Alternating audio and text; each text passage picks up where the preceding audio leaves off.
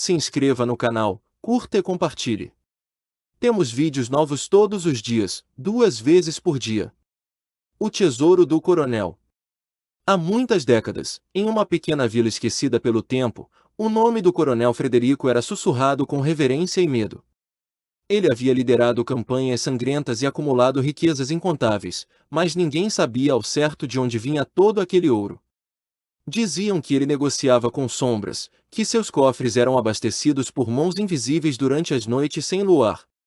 Uma névoa constante envolvia a propriedade do coronel, um casarão gótico cercado por muralhas altas e grades enferrujadas.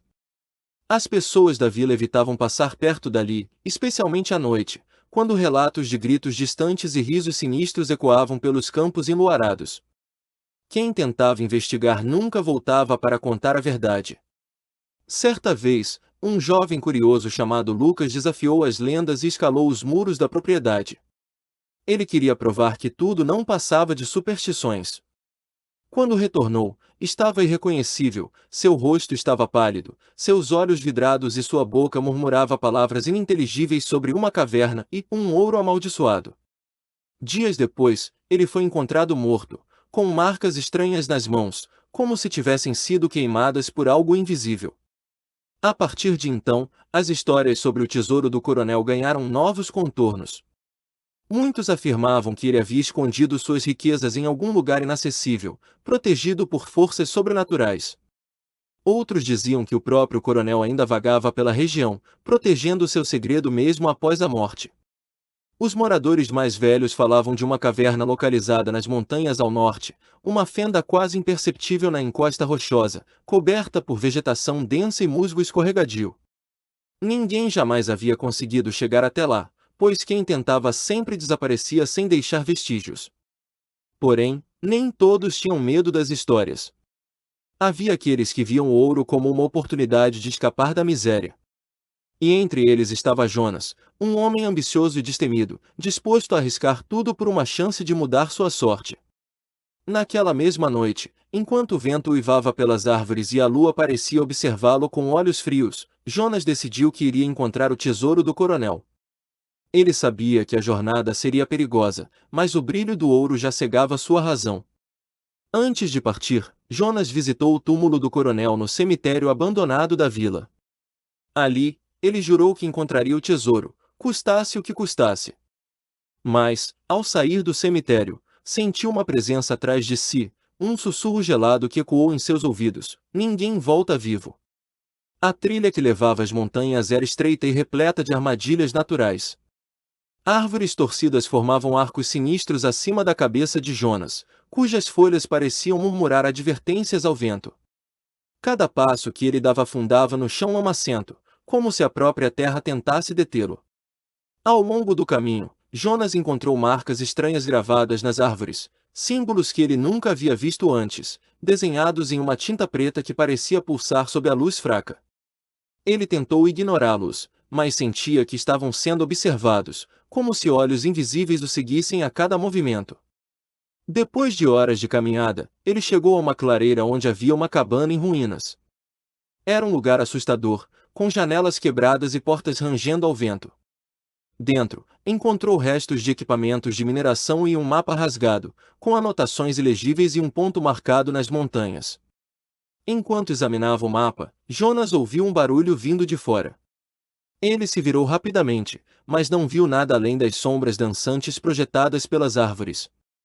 No entanto, o som se repetiu, um arranhão suave, como unhas raspando contra a madeira.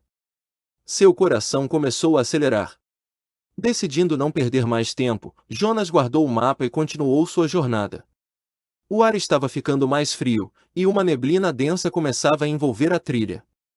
Ele percebeu que estava se aproximando da caverna mencionada nas lendas.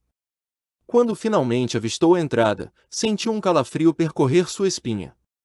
A caverna era ainda mais imponente do que ele imaginava, com paredes de pedra cobertas por musgo e raízes retorcidas. Parecia viva, como se respirasse lentamente. Antes de entrar, Jonas hesitou. Ele sabia que aquela decisão poderia ser sua última, mas a promessa do ouro era irresistível. Ele acendeu sua lanterna e deu o primeiro passo para dentro da escuridão. No momento em que cruzou a entrada, ouviu um som estrondoso atrás de si. Quando se virou, viu que a abertura havia desabado, bloqueando completamente sua única saída. Ele estava preso. Dentro da caverna, o ar era denso e úmido, com um cheiro acre que lembrava algo podre. Jonas avançava lentamente, iluminando o caminho com sua lanterna. As paredes eram cobertas por cristais negros que refletiam sua luz de maneira estranha, criando sombras que pareciam se mover sozinhas. À medida que se aprofundava, ele começou a ouvir sons inexplicáveis, passos leves, como se alguém estivesse andando ao seu lado, e murmúrios indistintos que pareciam vir de todas as direções. Ele tentava se convencer de que era apenas sua imaginação, mas o medo crescia a cada passo. De repente, sua lanterna começou a piscar, como se a bateria estivesse acabando. Ele sacudiu o objeto freneticamente, mas a luz apagou-se por completo. No escuro total, Jonas sentiu algo roçar em sua mão. Era gelado e viscoso, como um toque de morte. Ele recuou rapidamente, tropeçando em uma pedra e caindo no chão. Foi então que viu os olhos, dois pontos vermelhos brilhando no escuro, fixos nele. Em seguida, mais olhos apareceram, até que ele estava cercado por pares de pupilas flamejantes. Jonas gritou e tentou correr, mas suas pernas pareciam pesadas como chumbo. Ele sentiu mãos invisíveis agarrando seus braços e puxando-o para trás. Sua mente gritava para ele lutar, mas seu corpo não respondia. Então, uma voz grave e gutural ecoou na caverna: "Você não deveria estar aqui." Era como se a própria caverna estivesse falando, vibrando em seu peito.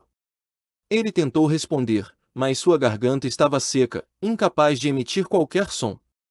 Antes que pudesse pensar em uma forma de escapar, as mãos invisíveis o ergueram no ar. Jonas sentiu seu corpo ser lançado contra a parede de pedra, e tudo ficou escuro. Quando Jonas acordou, estava em uma câmara subterrânea iluminada por uma luz dourada que emanava de pilhas de moedas e barras de ouro. Era o tesouro do coronel, exatamente como as lendas descreviam. O brilho hipnotizante parecia pulsar, chamando-o para tocá-lo. Mas algo estava errado. O ouro parecia vivo. As moedas se moviam lentamente, como se respirassem, e as barras emitiam um calor intenso que queimava sua pele ao menor toque. Jonas percebeu que aquilo não era um tesouro comum, era uma armadilha. Enquanto observava, as paredes da câmara começaram a se fechar lentamente. Ele precisava agir rápido, mas cada passo que dava em direção ao ouro fazia com que figuras sombrias surgissem ao seu redor. Eram silhuetas humanas, mas distorcidas, com rostos que pareciam derreter sob o peso da dor. As figuras começaram a sussurrar, contando histórias de outros que haviam tentado roubar o tesouro. Jonas ouviu vozes familiares: Lucas, o jovem que escalara os muros do coronel, e outros que ele conhecia da vila. Todos haviam sucumbido à ganância e agora estavam presos ali para sempre. Desesperado, Jonas tentou encontrar uma saída, mas as paredes continuavam se aproximando. Ele percebeu que só havia uma maneira de escapar: largar o ouro e confessar sua ganância. Mas seu coração ainda resistia, ele não queria abrir mão do que tanto desejava. Foi então que ele viu o rosto do coronel materializar-se no ouro. Era uma expressão de ódio absoluto, com olhos que brilhavam como brasas. O coronel falou diretamente com ele: "Minha riqueza é minha maldição. Você achou que poderia tomá-la?" Jonas caiu de joelhos, finalmente compreendendo o erro que havia cometido. Ele gritou por misericórdia, mas o ouro começou a derreter, transformando-se em lava que consumia tudo ao seu redor. Jonas acordou novamente, desta vez na entrada da caverna. A luz do sol entrava timidamente, e ele percebeu que estava coberto de cinzas e fuligem. O ouro havia desaparecido, mas as marcas em suas mãos permaneciam, cicatrizes negras que nunca mais desapareceriam. Ele voltou para a vila cambaleando, sem conseguir explicar o que havia acontecido. Quando tentava falar sobre o tesouro, sua garganta se fechava, como se uma força invisível o impedisse de revelar o segredo. Os moradores notaram as mudanças nele. Seus olhos estavam vazios, e sua pele tinha uma tonalidade cinzenta. Ele passou a evitar as pessoas, vivendo isolado em uma cabana nos limites da vila.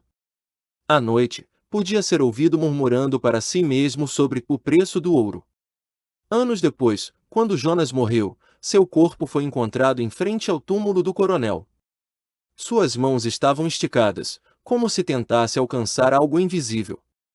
Na palma de sua mão direita, havia uma única moeda de ouro, derretida e manchada de preto. Os moradores decidiram selar a entrada da caverna com pedras e concreto, esperando que ninguém mais tentasse encontrar o tesouro. Mas, nas noites de tempestade, relatos de risos sinistros e gritos distantes ainda ecoam pelas montanhas. E assim, o segredo do coronel permaneceu intacto, protegido por forças que nenhum homem ousaria enfrentar novamente. Se você sente que essa história merece continuar sendo contada, considere nos apoiar no Apoia-se.